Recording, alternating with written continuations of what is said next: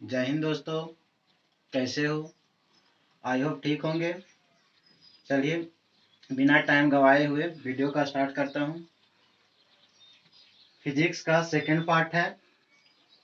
पिछले क्लास में बताए हैं प्रकाश का परिवर्तन, जिसमें प्रकाश के बारे में बताए हैं, फिर किरण के बारे में बताएं, फिर किरण पुंज कितने प्रकार के होता है उसके बारे में बताएं। उससे आगे क्वेश्चन है आत्मदीप्त पदार्थ या दीप्त पदार्थ।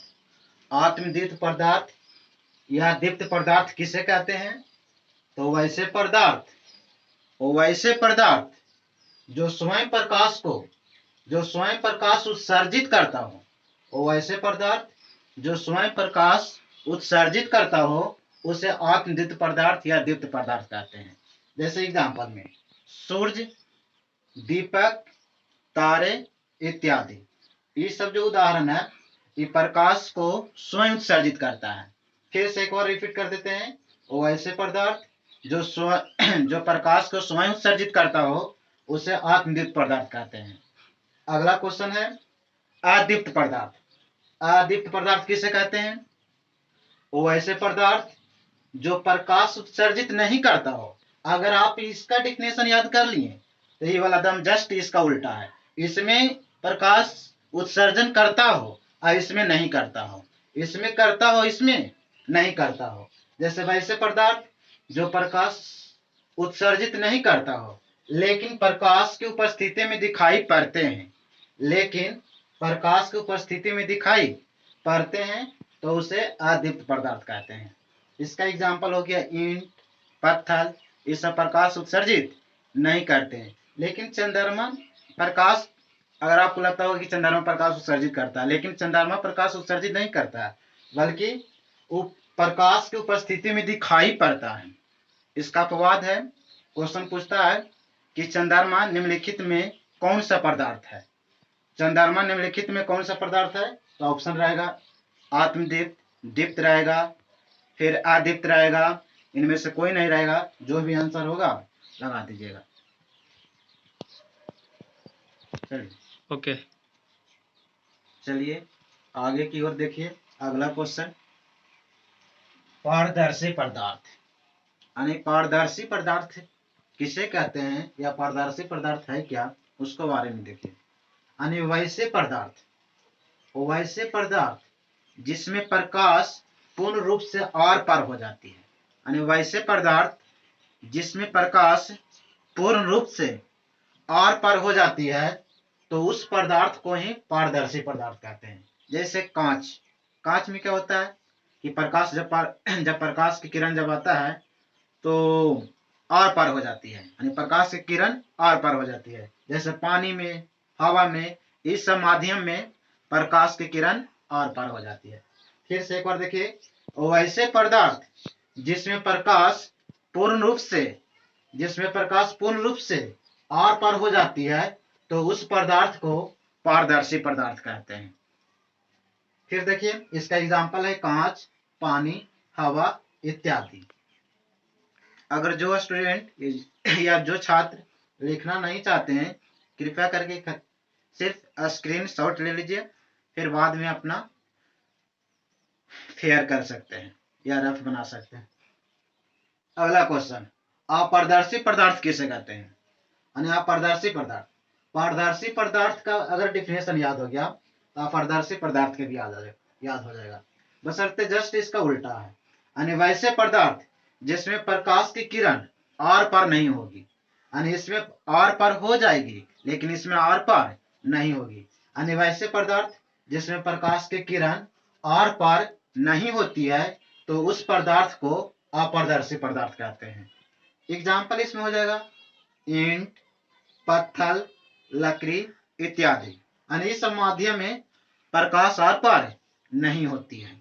जैसे हम में प्रकाश की किरण जब आएगा तो पीछे अंधेरा बन जाएगा, ये नहीं कि प्रकाश आर पार हो जाएगी।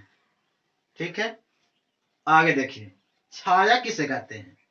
यानी छाया क्या है कि जब प्रकाश के गमन पथ पर जब प्रकाश की किरण जब आता है, वो रास्ता पर कोई अपारदर्शी वस्तु को रख देने से और उसके विपरीत दिशा में जो अंधेरा बनता है उस एरिया को यानी उस क्षेत्र को ही छाया कहते हैं। फिर से एक बार देखिए, जब प्रकाश के गमन पथ पर कोई अपारदर्शी वस्तु रख देने से उसके विपरीत दिशा में जो अंधेरा बनता है तो उस क्षेत्र को ही छाया कहते हैं। फिर से देखिए एक बार फिर रिपीट कर देते हैं शुरू से कि पारदर्शी पदार्थ किसे कहते हैं? वो ऐसे पदार्थ जिसमें प्रकाश की किरण आर पार हो जाती है, यानी वैसे पदार्थ जिसमें प्रकाश की किरण आर पार हो जाती है उसे पारदर्शी पदार्थ कहते हैं। अपारदर्शी पदार्थ में हो जाएगा कि जिसमें प्रकाश की किरण आर पार नहीं होती है। फिर छाया हो गया कि जब प्रकाश के गमन पथ पर कोई अपारदर्शी वस्तु को रख देते हैं और उसके विपरीत दिशा में जो अंधेरा बनता है तो उस क्षेत्र को ही छाया कहते हैं। बस।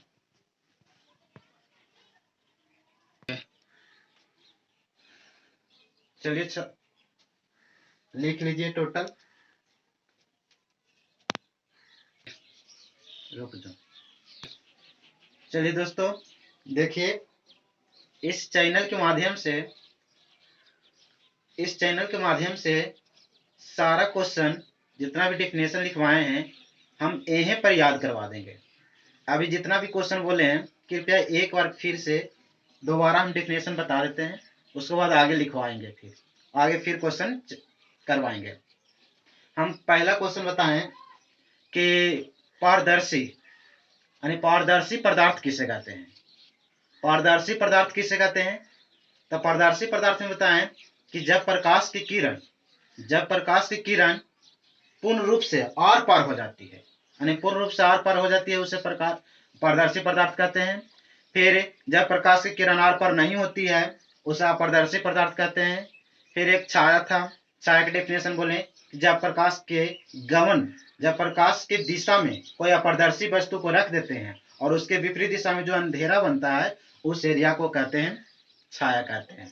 अब अगला क्वेश्चन है प्रकाश का परावर्तन। अगला क्वेश्चन है प्रकाश का परावर्तन।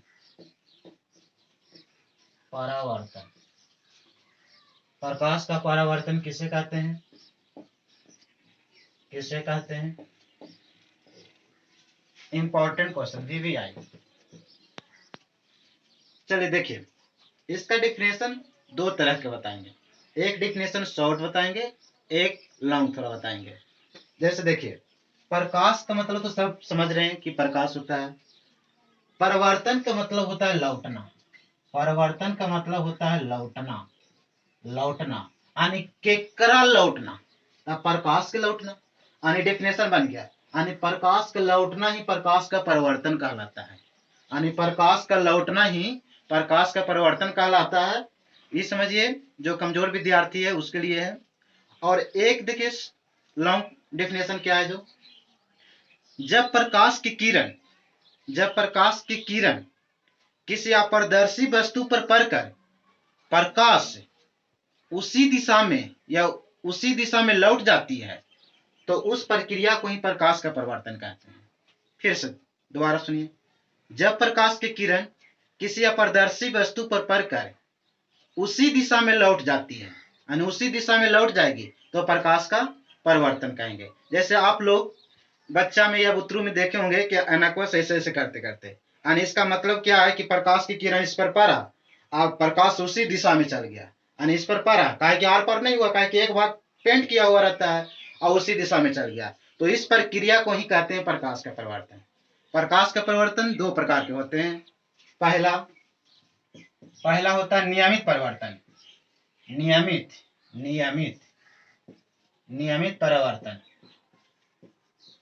परिवर्तन, और दूसरा होता है अनियमित परिवर्तन।